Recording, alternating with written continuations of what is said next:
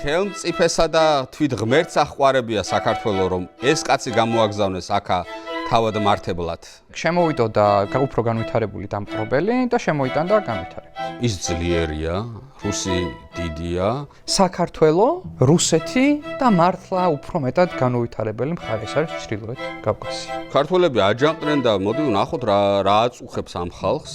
უნდა წახვიდე და კავკასიაში შეასრულო ჩემი მოვალეობა. თქვენ სახოცავად კი არ მოვედი აქ, მოვედი იმის რომ დაგბანოთ და დაგვარცხნოთ. რევოლუცია კი არა, ერთი კარგი პეტრე პირველი გინდათ. ჩრდილოეთ კავკასიელს უყურებს რომ ის გაწვრთნადი არ არის, მაგრამ ქართველი და სომეხი შეიძლება გაწვრთნადონ. რუსებმა მოთხოვეს ქართველ ფეოდალებს საბუთი იმისა, რომ ისინი მართლა ფეოდალები არიან. ესეთი უნდა იყო რუსი, რომ აქ წარმატებული იყო. იმ დროისთვის სრულიად რევოლუციური ქცევა არის ეს კოლონიზატორი იმპერიალისტის მხრიდან. რუსი ჩინოვნიკის ნდობა არ შეიძლება.